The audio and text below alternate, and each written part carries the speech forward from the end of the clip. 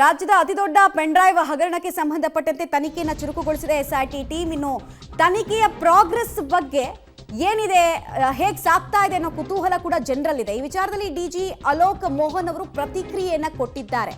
ತನಿಖೆಯ ಹಂತ, ತನಿಖೆಯ ಆಯಾಮ, ಪ್ರಕರಣ ಸಂಬಂಧ ಒಂದು ದೂರು ಬಂದಿದೆ ಅನ್ನೋದನ್ನು ಹೇಳಿದ್ದಾರೆ. ಹಾಗೆ ಎಸ್ಐಟಿ ತನಿಖೆ ನಡೀತಾ ಇದೆ.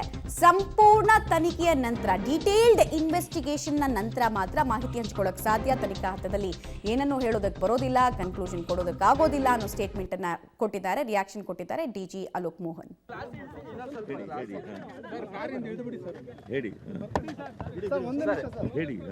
ಸರ್, ಪ್ರಜ್ವಲ್ ರೇವಣ್ಣ ಪ್ರಕರಣಕ್ಕೆ ಸಂಬಂಧಿಸಿದಂತೆ ಎಸ್ಐಟಿ ಬಗ್ಗೆ ಆದ್ಮೇಲೆ ಮಾತಾಡ್ತೀನಿ. ಈಗ ಎಸ್ಐಟಿ ಶುರು ಮಾಡಿದ್ದಾರೆ ಇನ್ವೆಸ್ಟಿಗೇಷನ್. ಸ್ವಲ್ಪ ಇನ್ವೆಸ್ಟಿಗೇಷನ್ ಆದ್ಮೇಲೆ ಹೇಳ್ತೀನಿ. ಓಕೆ ಸರ್, ಎಸ್ಐಟಿ ಆಗಿದೆ, ಅದ್ರ ಬಗ್ಗೆ ಸರ್ ಎಸ್ಐಟಿ ಟೀಮ್ ಆಗಿದೆ. ಒಂದ್ ಸ್ವಲ್ಪ ಕ್ಲಾಸ್